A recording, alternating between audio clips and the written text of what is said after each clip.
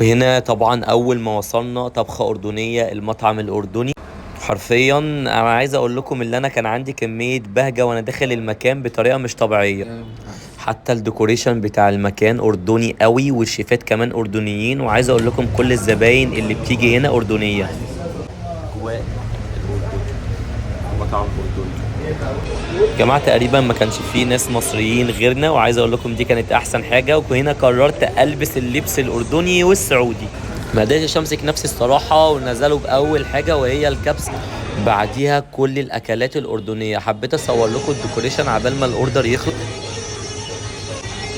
هنا كان لازم اعرفكم بالشيف الاردنية صاحبة اهلا وسهلا المكان. فيكم مطعم طبخة أردنية. طبعا احنا هون موجودين بالاسكندرية بالحضرة، شارع جلال الدسوقي، أول شارع المفتش بجانب كومباوند البركة. شو رأيك اليوم بالأكل؟ انا عايزك تشرحي لي بالظبط ايه العظمه دي. هذا رز بالحمص الحب والثوم والسمن البلدي. طبعا هاي فخارة بتنحط بالفرن 4 ساعات. هاي أكيد باللحم أو الدجاج، احنا كل الأكلات بنطبق عليها لحم أو دجاج.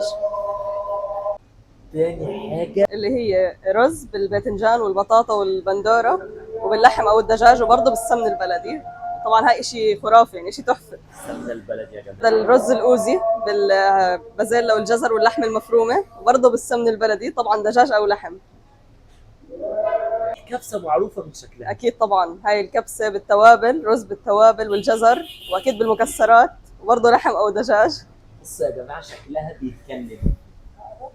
هذا الاشي الكينج يعني، هذا اللي هو عيش طابون بالبصل والسماق وزيت الزيتون وبرضه بالمكسرات والدجاج.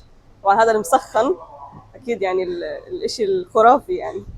ممكن تقولي لي ايه السخونيه والمكسرات والريحه الزبده دي؟ طبعا احنا هون عندنا المنسف الاردني بالجميد الكركي والسمن البلدي اكيد رئيسيه، وطبعا اكيد منسف عجاج ما بنفع اردنيه، بدنا منسف باللحمه البلديه.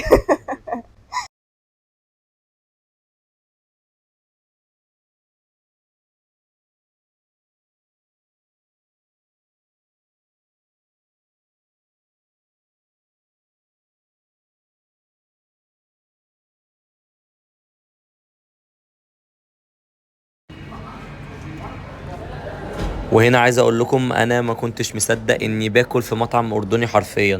طبعا زي ما انتم شايفين نزلوا بكل الاكلات الاردنيه، حرفيا الاكل بتاعهم احلى من الاكل المصري. وهنا طبعا ماما كانت نفسها تاكل اكل اردني، قلت لها بس سيبي لي نفسك لان اليوم ده كان يوم اردني قوي. حتى الاجواء كمان كانت اردنيه. بصوا يا جماعه عندهم كل حاجه زبده، انتوا مش بتاكلوا لحمه لا، من اول اللحم والفراخ والبسله والطاجن. محدش ليه دعوه.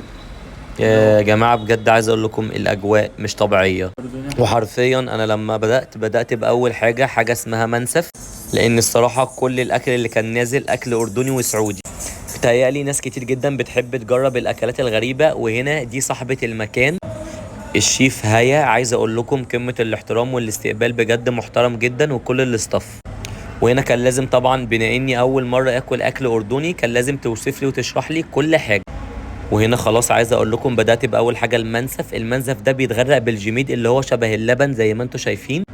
واحسن حاجه بقى اي اكل عندهم بيبقوا مغرقينها بالمكسرات. ممكن تكونوا تستغربوا شويه هو ازاي بتاكلوا كده، بس هو دي طريقه الاكل بتاعته يا جماعه. واللحمه بتاعته بتقطع شبه الزبده، انتوا مش بتاكلوا لحمه يا جماعه، انتوا بتاكلوا الزبده. هنا يا جماعه، هنا يا جماعه ساسكت قليلا بجد. دخلنا بقى على تاني حاجه وهي الكبسه، ودي طبعا معروفه في السعوديه جدا جدا. وعايز اقول لكم يا جماعه كل حاجه بيبقى معاها رز بسمتي بس بالخضار او من غير الخضار. وبرضو دي اللحمه بتاعتها بصوا بتلمع كده ازاي. دخلت على تالت طبق، طبق اسمه طبق الاوزي عندهم. بيبقى فيه ورك او صدر فرخه برضو بالمكسرات والرز البسمتي. جماعه عايز اقول لكم بجد ده احسن مطعم ينزل مصر، بما ان اي حد بيحب يجرب الاكلات غير مصريه. طبعا الطاجن البزلة بالجزر، الطاجن ده لأي حد بيحب الأكلة الصحية. طبق المكرمل ده كان حتة تانية.